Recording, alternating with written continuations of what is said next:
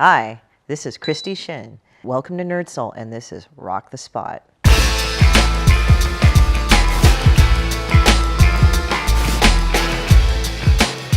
Yeah, well, my name is Christie Shinn. I draw a cartoon called Demon Bitch. You might have heard of her, of which I'm going to run a Kickstarter on the second book and the necklace, which is beautiful as all hell, even though she's a pile of shit.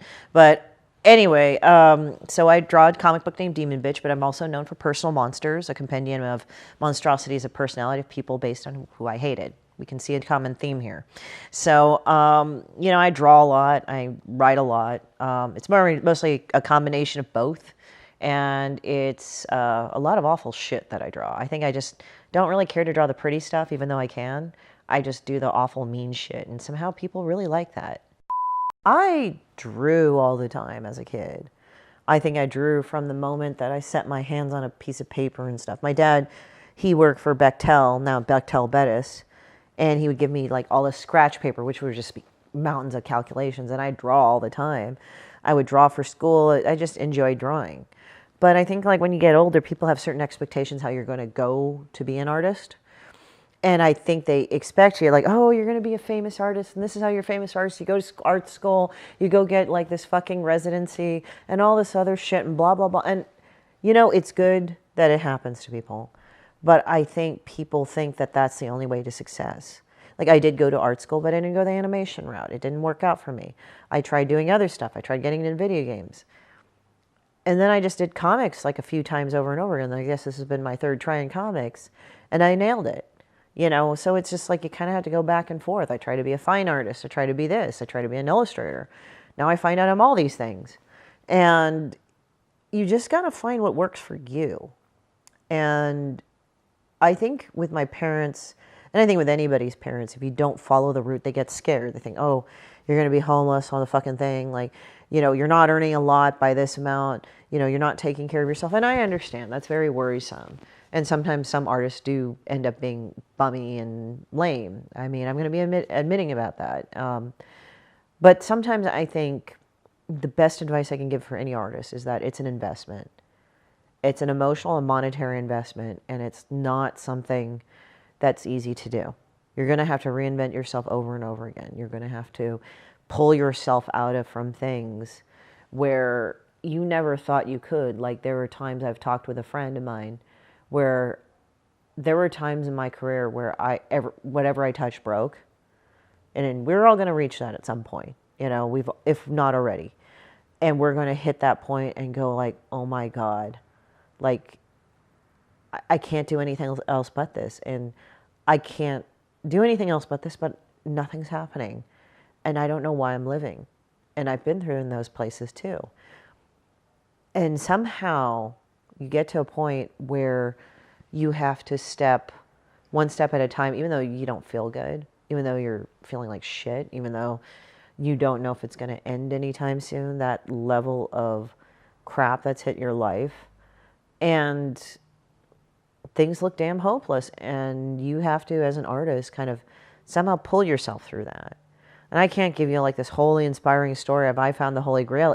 I don't know. It just took a day at a time in those times.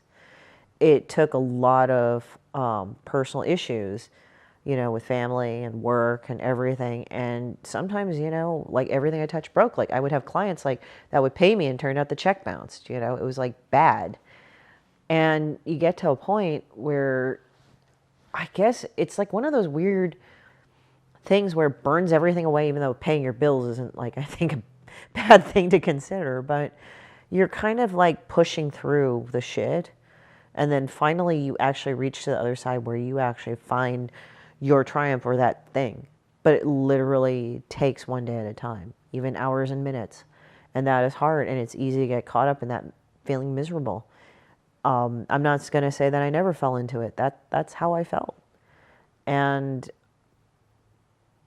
I guess what helped me was to ditch everything like, well, I should have gone through animation. I should have gone through this. I should have gone through this college. Why? Blaming things, blaming parents. And it's okay to go through that period of blaming whoever you feel is responsible. I don't think it's ever bad because in that way, if you're thinking like, okay, how do I solve this now?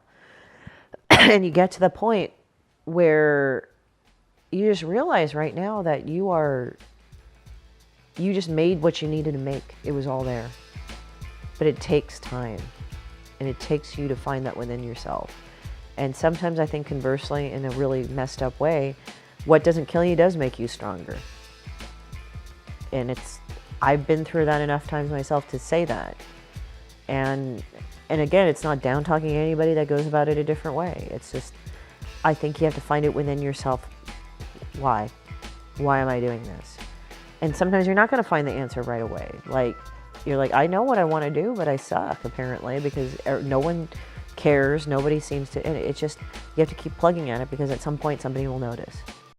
I say just draw authentically what's you and what you've learned, and it kind of comes out. You may not be able to consciously think about this, but it comes out. So it's kind of interesting to say it the least. Like, for me, it's just basically spitting out a bunch of shit and putting it on there and just thinking, oh, ha ha ha, this is really, really fucking funny. This is really fucking mean. And part of me just didn't give a shit anymore who thought it was awful. It's like, well, this is stuff that I have to draw for myself. And it's funny because, like, it was kind of hard for my mom to take, or my parents, mostly my mom, because she thought I shouldn't be swearing so much. I shouldn't be doing this, but here I am. But I mean, I'm not swearing it because I don't feel that women are allowed to swear. I just feel like there's a certain level of intimacy, I guess, in this context, that you would have to bear up. And I don't tell all my whole life, you know, to everybody. But I think people should be able to see something like that in your work. I mean, it's kind of hard to say because it's like your work is an extension of yourself. Sometimes you do the work of like sad barfing everything, and after a while that doesn't get attractive or cool or interesting. After a while you're just wallowing. But then you have other ones where you're dealing with, you know, some pretty heavy shit, and you don't know which end is up, and people see that in your work. Well, people relate to that because we've all been there before. We've all felt really like down and out on everything and hopeless and wondering if things are going to get better. And in a way, expressing yourself in whatever way you need to that's healthy for yourself, I do believe it really makes you happier because it kind of makes you trust in things more, even if you don't know the outcome. You just kind of like lay back and just let yourself go with it. And somehow you're just in a better frame of mind to like see opportunities or to experience things or to let things in or people in that you didn't know. But it allows you to go through it. But healing is never an easy thing. It's not a pretty thing. It's not like all of a sudden fucking My Little Pony shoots out your ass. But it's just like, you just don't, it's not pretty. It's going to happen how it's going to happen. And I think people don't understand that. And it's weird because people go like, you should believe in all possibilities, but then say, well, this will never happen to you. It's like, you're not even like listening to that shit, are you? You're just hearing yourself talk. And I think that's also what kind of turns me off about a lot of things about people is like, people say a lot of trite shit that really makes no sense. And I've gotten to a point in this level, I don't know if I'm a crabby old punk, but it's more of like, I really don't give a fuck what you say. I'm just going to do it because it feels right to me.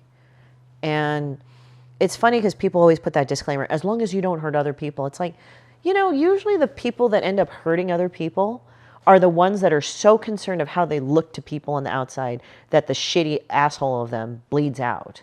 I mean, I understand self-restraint and self-control, but when you get to a point where you're just, you know, putting things for appearance's sake, you know, like, oh, look at me.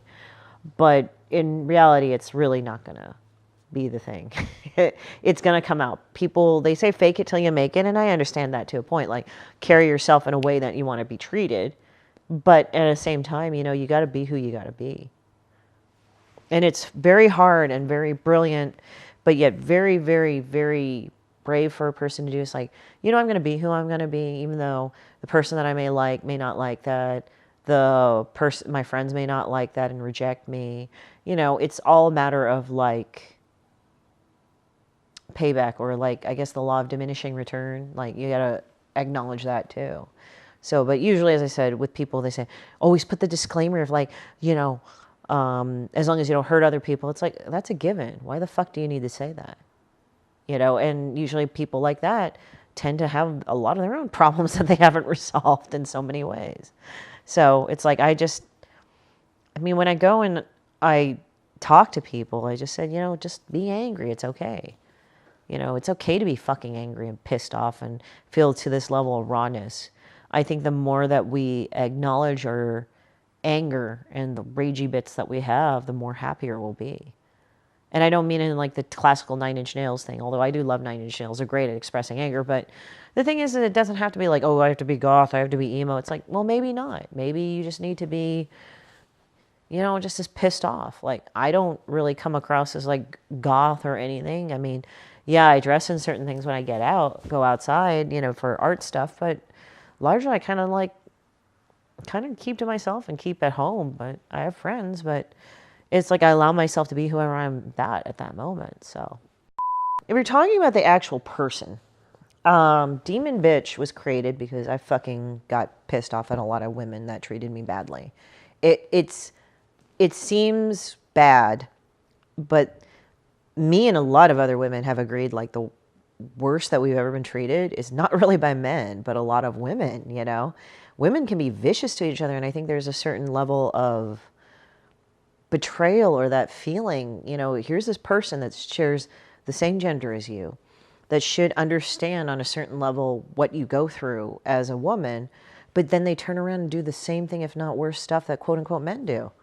And there's a certain level of betrayal on that. And Demon Bitch was to show that, like, women are supposed to go and be sisters and be there for each other. And they turn around and fuck the dude you like, even if you told them, like, hey, I like this dude. And they say, oh, because she likes him, I'll go have sex with him. Messed up stuff like that. Like, I used to know some people that actually hooked me up with, like, dudes that were awful. And they knew it. But then they would say, oh, ha, ha, ha, I knew he was messed up. It's like, how come you didn't tell me? Why would you do that? But I've met women like that. I've met women that will just gaslight you at no cost or whatsoever. And I'm not saying men aren't capable of awful things. It's just there's a certain level of betrayal when a woman does it to another woman, because you're like, don't you know how this is? Aren't we supposed to be in it together? But then they do the very same thing to ostracize you. And I think with Demon Bitch, it's just that me going, screw you. Like, I don't want to take it anymore. And fuck you, you guys exist. You guys ruin it for all us other women, and we feel like we can't trust each other because of that. And that's awful. I mean, I'm not saying that you can't trust men or anybody opposite gender or whatever is not your gender, but if you're going on and on the loudest about how women should, get together and all that, but they're just awful to each other. So Demon Bitch shows that. Demon Bitch shows that person that we all hate. Like, and also it's a person that's just mirthlessly clueless. Like, they just think they're doing the right thing. Like, I remember this one girl, she was a total awful piece of shit. Like, she was just backstabbing. She would steal from people and everything. And then her sister was gay. And her sister, and she said, oh yeah, my sister's gay. I always support those people. I'm like, wow, really? It's like kind of like that blissful bigotry that they have in that. I'm not saying a normal person cannot slip up once in a while. We are not perfect. But when you're going out of your way to quote Rumi quotes and say how you're full of love and peaceful and how you're this fire dancer and how you're an empath because, see, you feel people, but yet you're a total fucking bitch to everybody that tries to be kind to you, fuck you. You're an asshole. So Demon Bitch shows all of that. Demon Bitch is every one of those women. I mean, there's one that I introduced in the new book that I'm having the Kickstarter on called She Sucks. And it's basically called Bed Hopping Horse. And it's horse, so whore and S-E. So that's about one person that I knew. I guess they had an ex-husband. And the ex-husband cheated on her with this person. And the person knew that he was married. So it wasn't like he lied to this person, the one that Bed Hopping Horse is based off of. The Bed Hopping Horse knew he was married, but she didn't care. And apparently that was her MO, was to screw a bunch of dudes that were either in relationships or married so she couldn't be homeless. So I made her like all scrawny and with like her fucking horse face like done up like a Kardashian, but like in a Palomino or Pinto style. The markings of a Pinto horse, right? But yet she was skinny, but had this fucking muffin top. So that was like, it was just, you have to say that like, these characters are drawn out of hate. Now people say, well, I like to spread love. I said, I understand. I'm all for that. But when you think about it, you have to draw it for what it is. Some people are just nasty, mean, ugly assholes. And you need to draw them. And demon bitch you kind of make fun of, because we've all had that demon bitch regardless of gender. You know, we've had that person that was blissfully bigoted, or like they just had no idea, or they were like, well, since I quote Rumi, that makes me a great person. Or I do this other thing where I go and I'm vegan because that makes me a better person. And I have friends that are vegan, so this is not all vegans. But it's just the people that are vegans that get in your face about being vegan all the damn time. Like every time you go out and get something to eat, they'll say, you shouldn't eat that. Blah, blah, blah, blah. I'm like, oh, go away. You know, the finger waggers, you know, these guys. Or the people that tell you, or the women that tell you, other women, like, well, you know, that's not feminism. You promote misogyny. It's like, what am I doing? I'm existing. Fuck you, you know. I've had all that come at me, and I'm just like, you know what? Fuck this. So Demon Bitch comes into light. And I made the worst story for Demon Bitch because I hated the women that were like that to me. Like, the story of Demon Bitch is that she's from a 13th level of hell where people throw their dog shit in gum wrappers. And basically, she wants to bring the second coming of Armageddon, but the first one never happened. So she's an idiot. But she gets, you know, distracted by, you know, promiscuous sex and hard drugs and other stupid shit. So that's never going to happen. So it's just making fun of that whole thing where, and it's weird because like, oh, I'll show her stripping, I'll show her doing, you know, addict stuff like drugs and everything. But it's weird because strangely enough, I've gotten feedback that I'm making fun of addicts themselves or strippers or, you know, women who dance on the pole or anything. It's like, I'm not even making fun of prostitutes. I'm making fun of this awful fucking character that is so blissfully unaware, or what is it? Self-awareness. She just totally lacks self-awareness that she's just a terrible person. Like it's also been drawn not only for my personal life, but other people's personal lives, as I've illustrated before. So I think I've been told by one of my good friends that I think Demon Bitch came in a good time because everybody has had a demon bitch to deal with. And they admit that they're kind of demon bitch themselves. You know, like we've always wanted to be kind of that blissfully unaware asshole on some level. After a while, after dealing with bullshit, I wrote and drew Personal Monsters, which was a combination of the meanest, angriest shit you could ever think of, or I could think of. People somehow resonated with that, and somehow people identified with that more. Like, I even sold a painting recently at the Hive Gallery and Studios over in downtown LA. I'm a resident artist there, and one of the pieces that sold was like, stupid bitch that ruins relationships. And my mom says, well, now you got to do the pretty ones. And I'm like, I don't know. And now my LinkedIn, you know, has become a total and utter trash fire, and people look at it every day. And before that, I didn't have that. I was like, I did the professional thing, I did the good thing, I did the good girl thing, I did the I'm so decent and proper, and it never worked.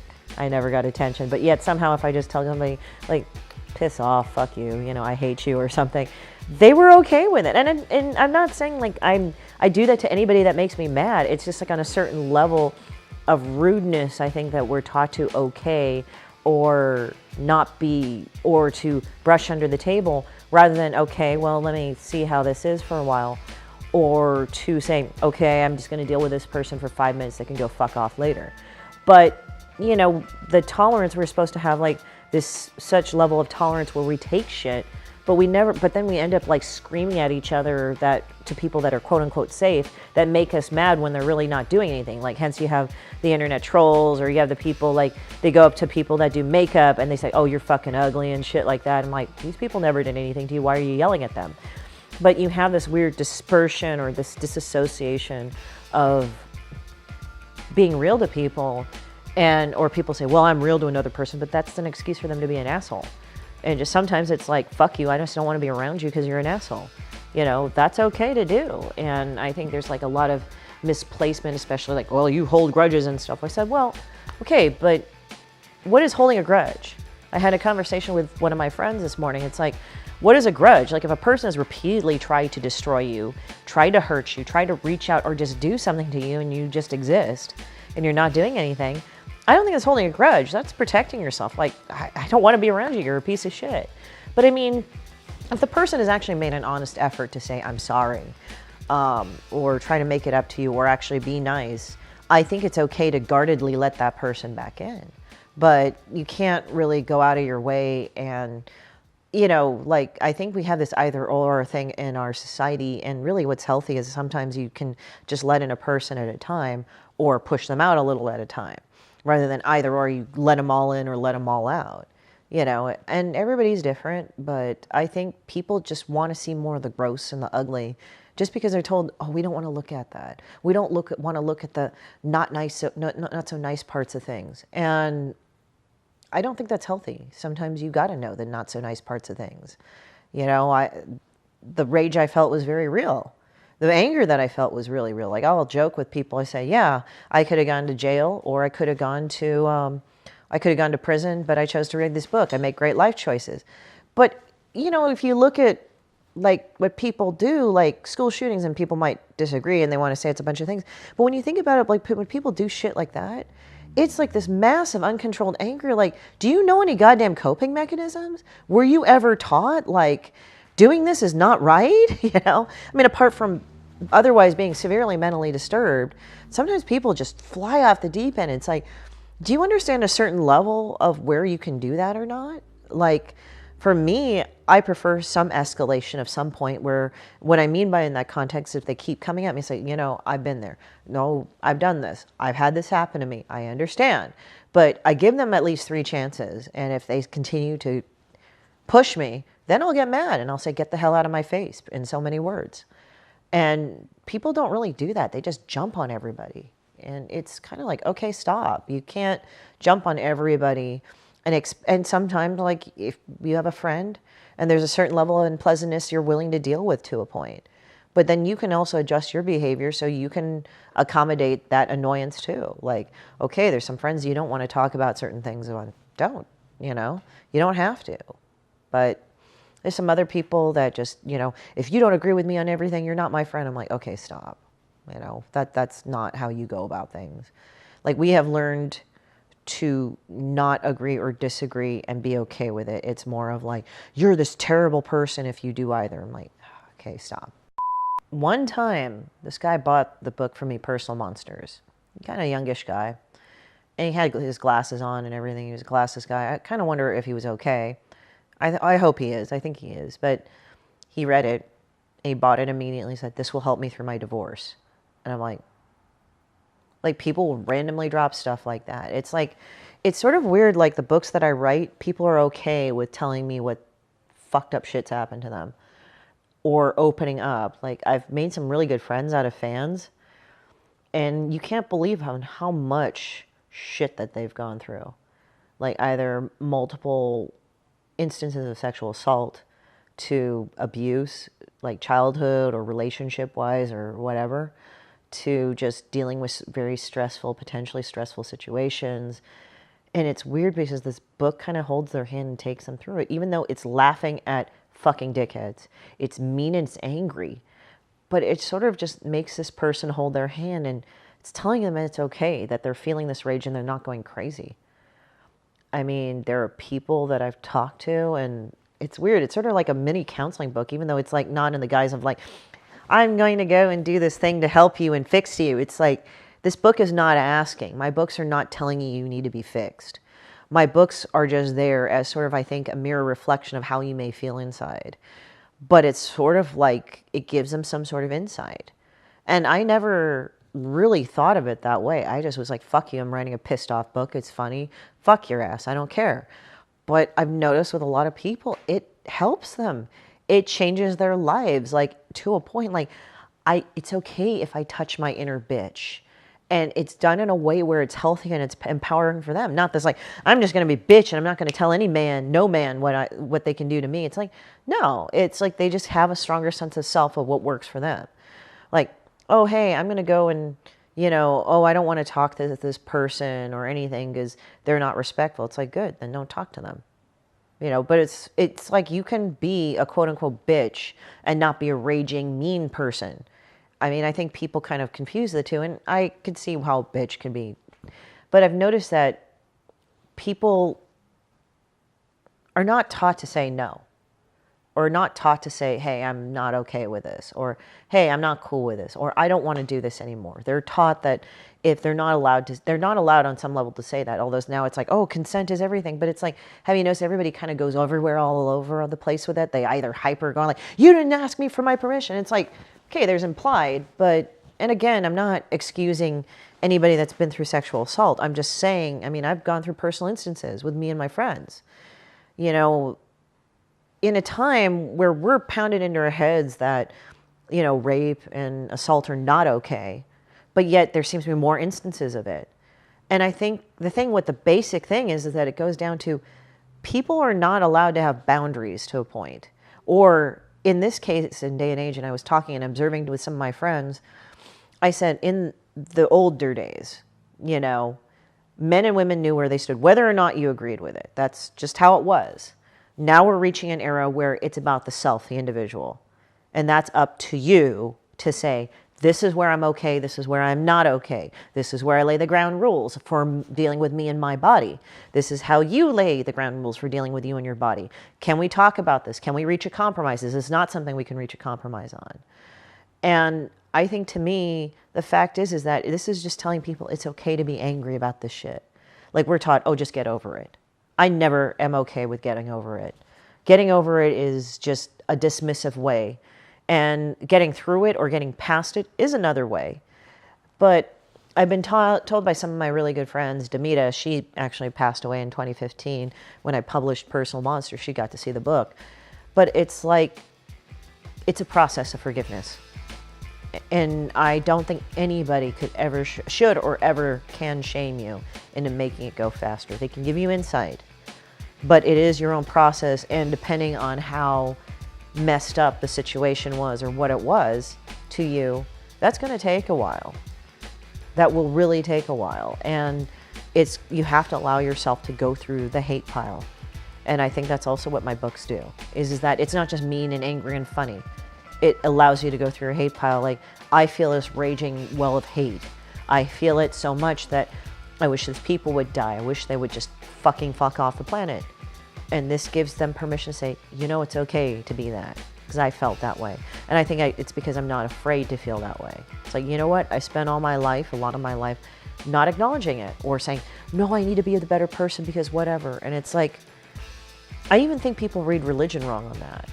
On a lot of ways, because they say, well, you should just forgive. It's like, unless you're fucking like Buddha himself that has gone through many trials, or whatever, Jesus, Son of God, whatever you believe in.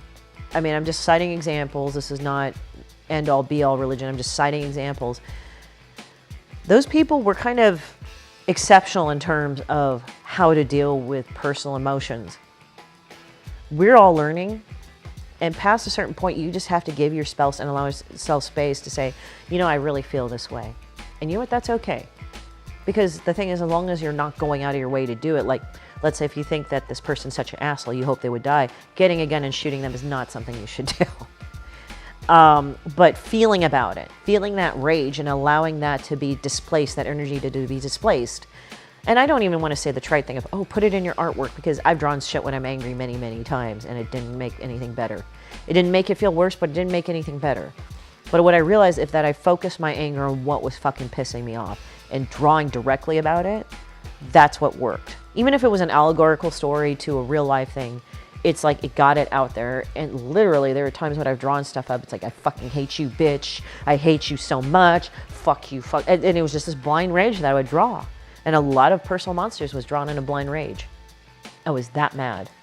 And that's why I think people really like it, because they think it's that good, because it's that real.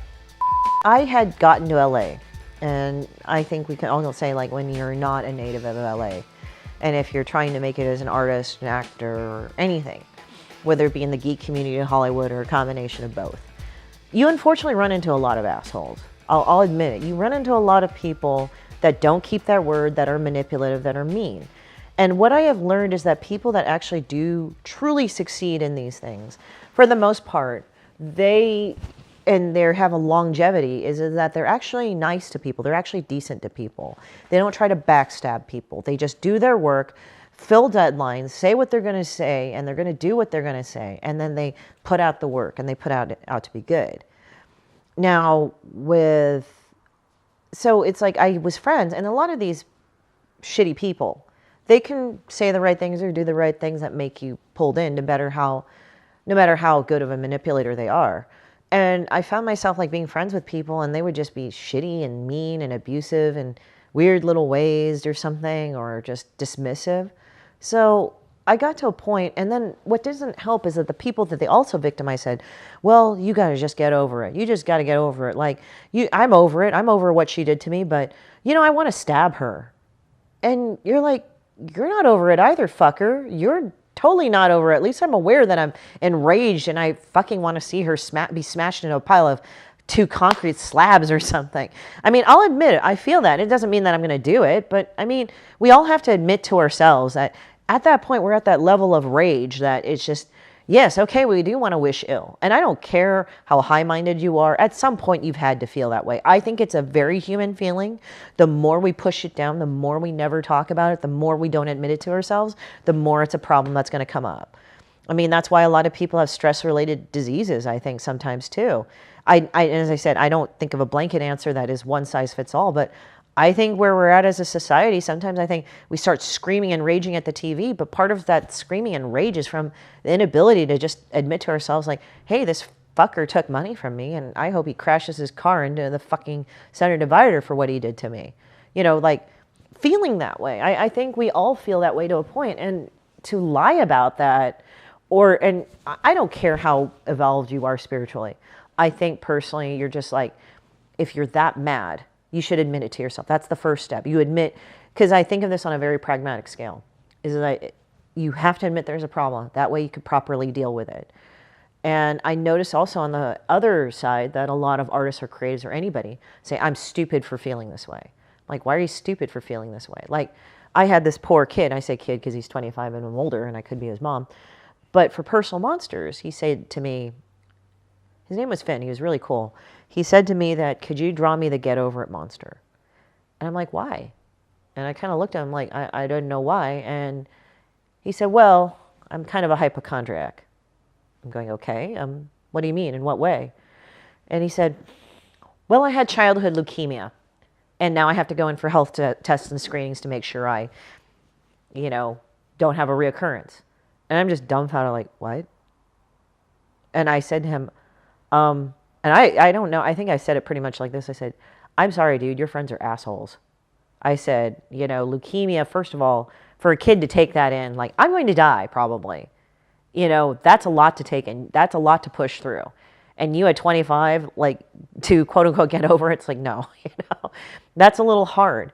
And the fact is that you're still having this shadow over your head, like, you have to go back in and you're kind of like, am I going to have this? Am I going to have this thing that just fucked up my life for so long? And I just said, I'm going to do the Get Over It monster, but I'm going to do it differently. And I did it in a way how his friends are like, they're just a bunch of dicks, just saying a bunch of shit that they shouldn't.